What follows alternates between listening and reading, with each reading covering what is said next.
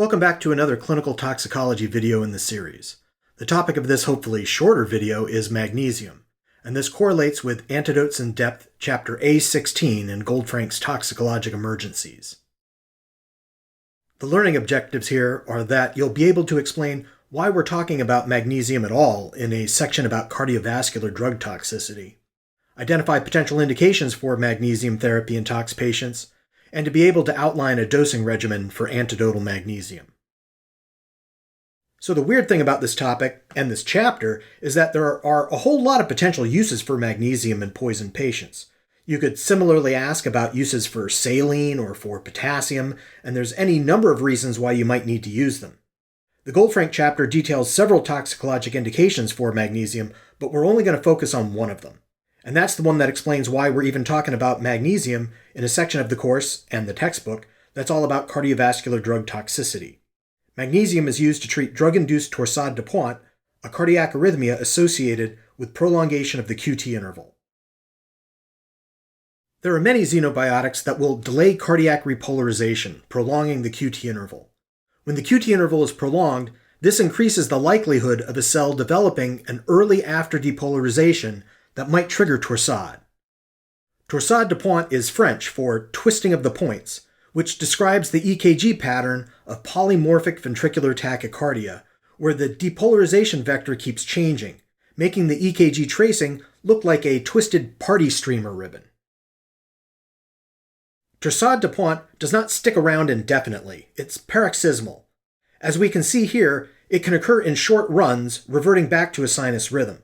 But even when a patient goes back to sinus rhythm spontaneously, they still have a prolonged QT interval and the propensity for torsade to occur again. And the danger is, if a patient has more sustained torsade, it might not revert to sinus, but may instead degenerate into ventricular fibrillation. Magnesium is a treatment given to reduce the propensity of triggering or re-triggering torsade and to avoid the rhythm degenerating to V-fib. Now, anytime a patient has a funky fast rhythm and is hemodynamically unstable with torsade, the treatment is going to be electrical cardioversion. But it's possible for a patient to have short intermittent runs of torsade, to be hemodynamically stable early with more sustained torsade, or to have just been shocked out of torsade, and that's when we'd give magnesium. Okay, well, how does magnesium work? Magnesium blocks calcium channels, and it's calcium current through L-type calcium channels that's responsible for the early after depolarizations that can trigger or re-trigger torsade. So if we block or at least reduce early after depolarization, we're preventing torsade. Note, however, that this doesn't necessarily correct the QT prolongation causing this issue in the first place. We're only reducing the likelihood of a complication of that QT prolongation. What are the indications for magnesium according to the Goldfrank chapter? With regard to QT prolongation, in the absence of torsade, the authors wrote, "There's a significant divergence of opinion among toxicologists about what constitutes a prolonged QT interval, what QT interval thresholds require intervention, if any, and the magnesium dosing, if any, in cases of drug-induced QT prolongation." The authors are more definitive, though, about when torsades is actually present, saying that IV magnesium is recommended when torsades occurs. And what's the dose of magnesium for this indication? 2 grams of magnesium sulfate IV over just 1 to 2 minutes. Repeat bolus doses may be needed, so don't just give 2 grams and walk away. You may also consider starting a magnesium drip at 0.5 to 1.0 grams per hour after initial stabilization.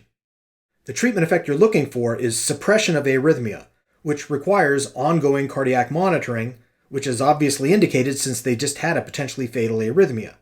The point is that you can't judge your magnesium dosing by following the QT interval.